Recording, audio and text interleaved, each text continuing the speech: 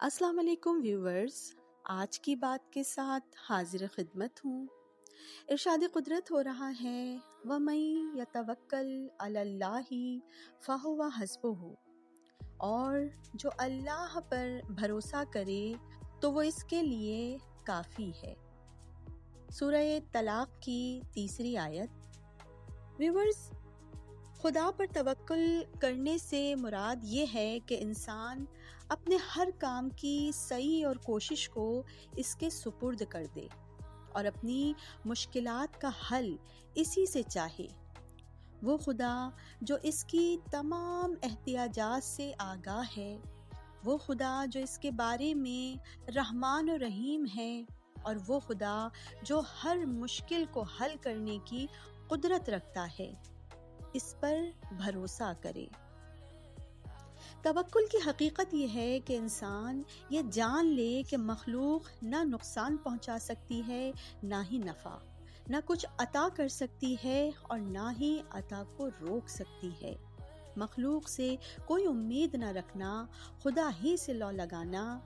جس وقت ایسا ہو جائے تو پھر انسان خدا کے علاوہ کسی کے لیے کام نہیں کرتا اور کسی سے امید نہیں رکھتا اور نہ ہی غیر خدا سے ڈرتا ہے۔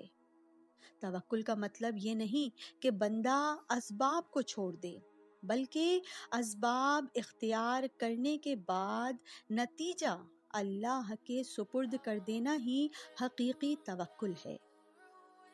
ویورز، شیطانی وسوسوں کا صرف وہی لوگ مقابلہ کر سکتے ہیں اور اس کے نفوذ سے بچ سکتے ہیں جو ایمان اور توکل کے حامل ہوں۔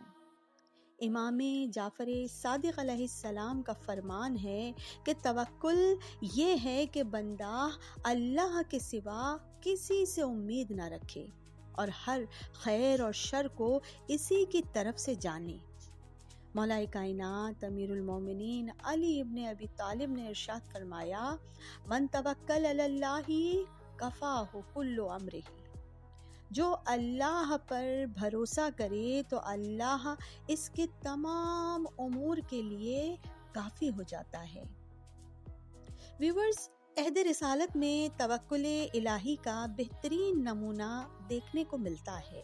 جب غزوہ بدر میں مسلمان صرف 313 تھے اور مشرکین مکہ کی تعداد 1000 تھی، مگر اللہ کے رسول نے رات بھر بارگاہ الہی میں مناجات کی، دعا مانگی کہ اے پروردگار، اگر آج مسلمانوں کی یہ چھوٹی سی جماعت ختم ہو گئی تو زمین پر کوئی تیرا نام لینے والا نہ ہوگا۔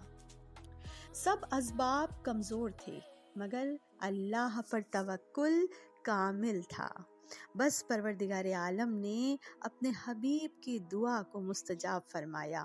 تعداد کی قلت کے باوجود مسلمانوں کو فتح عظیم عطا کی۔